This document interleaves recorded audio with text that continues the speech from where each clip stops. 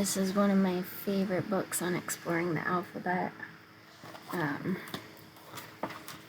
It's funny, on chapter 3, I found a Chipotle receipt from Beaver Creek, Ohio, which a tornado destroyed that town about 2 months after I moved away. It'd be nice to get through the whole book. I don't know, we'll see. Prologue. Once upon a time, on a magical land that could be reached only sometimes and by very few people, lived a wise enchanter. Old and as wise as the sky, his castle rose high above the silvery beach and waves, so high that its tall spires often disappeared in the mists that frequently hid the island from view. Now this wise enchanter was the last of the wise enchanters. He knew the time would come when he would be old and go to the everlasting islands. A new wise men and women would be needed to oversee the lands and make sure that wisdom did not die. One day the wise enchanter looked out over the wide oceans. His heart felt heavy. In the distance, just above the horizon, hung a single dark cloud. "Gadrun," he called, "come listen to me." Gadrun was the enchanter's beautiful daughter. She was so beautiful that even the rosy dawn, spreading across the world each morning, drew in its breath when it saw her. Gadrun ran to her father. A frown seized her brow. "Dear father," she said, "I see that you are worried." "I am getting old," he replied. "Without wisdom, there can be no new enchanters after I am gone. No children have come to my island for many years. It is happening just as I feared. Wisdom is fading in the world. Words are disappearing. The brightness in the sky is vanishing, and the dark cloud of ignorance has grown suddenly dense. A new darkness is looming. Someone is being created in the deep. He is growing stronger every minute. If he is not stopped, he will grow immense. If he grows strong enough, he will rise up and devour every word and sound. The earth will become a cold, silent place, too terrible to imagine." "Who are you talking about?" Gadrun whispered. "I do not like to utter his name," her father whispered, "but I will say it for you. His name is the Master of Ignorance and Shadows. His name is Urkel." Gadrun grew pale and silent at the mention of Urkel.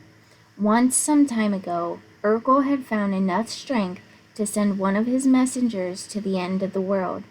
Something terrible had happened then in the Enchanted Islands, and Gadrun's heart had been broken. "Father," she said, looking deep into his eyes, "you are wise beyond measure. You must know what to do. Tell me how I can help. Tell me what to do and I will do it. We will stop this shadow." Her father looked at her sadly but kindly. "Thank you, Gadrun. We will try our best. We must find those who are young enough to rediscover the world. Every letter, every sound must be found anew and made bright again.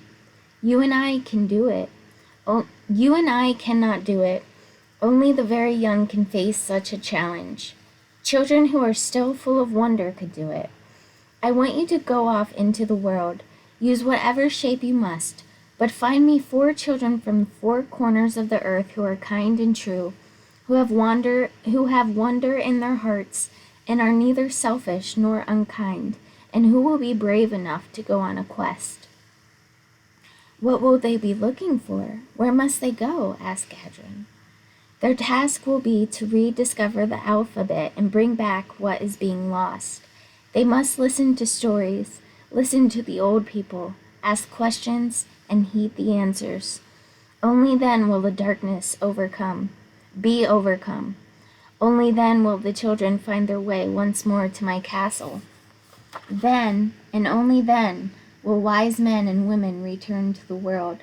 We will have to use many kinds of magic, and yet we are quite powerless to stop this darkness ourselves.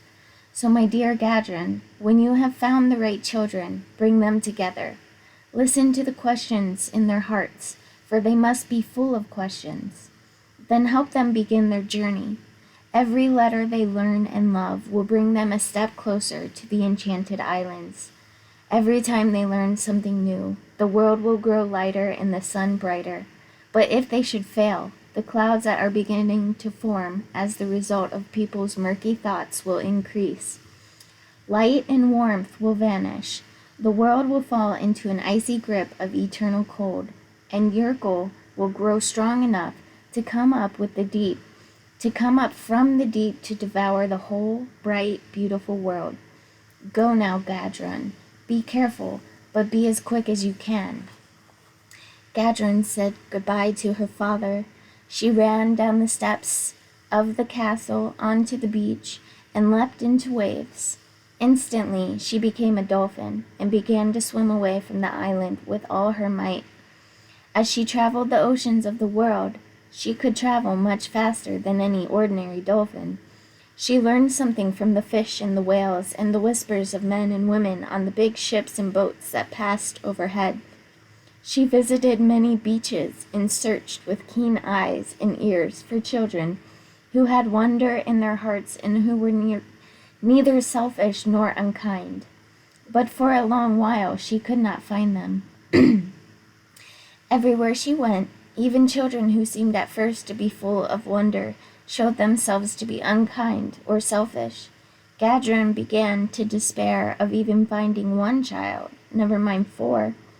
One day she learned of a city next to a warm sea where 4 children, one from each corner of the earth, already knew each other, were friends, and played together.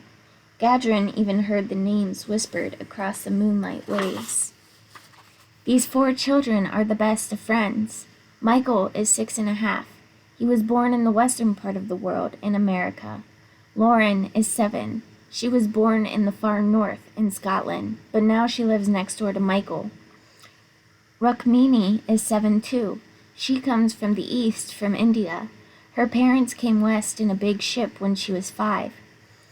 Saipho is almost 7. He lived in the south, in Africa, until he was 6. Now he plays ball with Michael every day. When Gadron heard these whispers, she swam right to the bay where the children played in the evenings.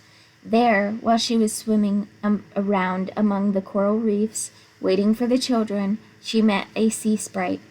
Gadron told the sprite her story. "I will help you if I can, for I too have heard the rumblings of Urkel," said the sea sprite, and she followed the dolphin towards the shore. The sun dipped its golden rays into the water when the children ran down onto the sand. Gadron listened to them talk and watched them play. They were kind and unselfish. She heard not a single unkind word pass between them. They certainly had wonder in their hearts. Most importantly, however, Gadron heard their many questions. For that morning, as on most mornings, the children were full of questions. "Why is the sky blue?" Michael asked. "What is the biggest number in the whole world?" Rukmini asked. "Why do my eyes blink?" asked Lauren. "Is there someone who knows everything in the world?" Saipho asked. "Maybe dolphins do," said Rukmini. "Look, a dolphin is swimming close to the shore. Let's go see it." They ran, splashing into the waves. They were the most surprised when the dolphin began to swim toward them. The next minute, one by one, they were lifted onto the dolphin's back. The children shrieked with delight and held on tight. "A tame dolphin," Lauren said, and patted the sleek head. "Dolphin," she continued, "can you help us answer our questions?" The dolphin seemed to nod. "Look, she understands us. She's taking us somewhere." With the children on her back, the dolphin swam out to the coral reef. Reaching it, the children saw a beautiful being sitting on a rock in the middle of the ocean. "Look, a mermaid!" they shouted. "No," said the being in a shimmering, silvery voice. "I am a sea sprite." "Do you know the answers to all the questions?" asked Saipho. "No," said the sprite, "but I can send you on your way to help you find them. You must find the castle of the Wise Enchanter. He alone can help you." "What must we do? How do we get there?" asked Rukmini. She stroked the dolphin's back. "It is a long journey. On the way, listen to the words of old people. Look at the world around you and learn from it. When you know as much as you can know, and when you have found what you must be found, you will begin to understand how your questions might be answered. Then you will be ready to find the castle of the Wise Enchanter. Excuse me. The children's eyes opened wide. The sea sprite smiled kindly and disappeared into the waves. The dolphin leapt and turned around in the waves and hastened back to the shore. She lowered herself down and let the children slide off her back.